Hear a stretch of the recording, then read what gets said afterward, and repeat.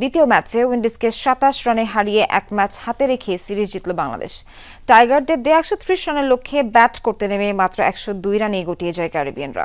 ১৭ বলে হার না মানা ৩৫ রানের ইনিংস খেলে ম্যাচ সেরা নির্বাচিত হন শামীম পাটোয়ারি।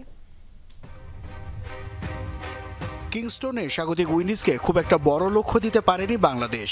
মারকাটারি টি-20তে ১৩০ রানের টার্গেট যে কোনো দলের জন্যই কাজ করে বাড়তি পাওনা হিসেবে। সেই লক্ষ্যেই এগুতে থাকে দুই ক্যারিবিয়ান ওপেনার ব্র্যান্ডন কিং ও জনসন চার্লস। ১৯ রানের উদ্বোধনী জুটি ভাঙেন তাসকিন আহমেদ। ব্র্যান্ডন কিংকে ৮ রানে ফেরানোর পর আন্ড্রে ফ্লেচারকে রানের খাতা খোলার আগে প্যাভিলিয়নের পথ দেখান এই পেসার। এরপর জোড়া আঘাত হেনে জনসন চার্লস ও নিকোলাস পুরানের উইকেট তুলে নেন শেখ মেহেদী। টাইগার বোলারদের নিয়ন্ত্রিত বোলিংয়ে প্যাভিলিয়নে যাওয়া আসা ব্যস্ত সময় পার করেন ক্যারিবিয়ান ব্যাটাররা। এক পাশ ধরে রেখে লড়াই করতে থাকা রোস্টন চেজ ৩২ রানে ফেরেন রিশাদ হোসেনের বলে বোল্ড হয়ে। আশা জিয়ে রেখে পাল্টা জবাব দেন আকিল হোসেন, তবে শেষ রক্ষা আর করতে পারেননি তিনি। ৩১ রানে তাসকিনের তৃতীয় শিকার হয়ে ফিরলে ভেস্তে যায় ক্যারিবিয়ানদের সিরিজ বাঁচানোর আশা। এর আগে টস হেরে ব্যাট করতে নেমে বিপর্যয়ে পড়ে বাংলাদেশ।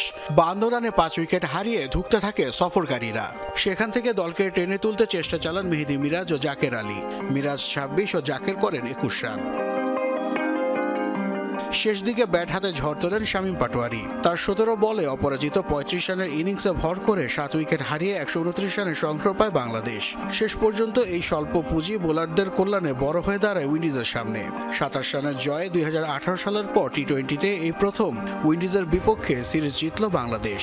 আর ২০২২ সালের পর দেশের বাইরের প্রথম টি-20 সিরিজ জয় টাইগারদের। নাসিফ শুভ, যমুনা স্পোর্টস।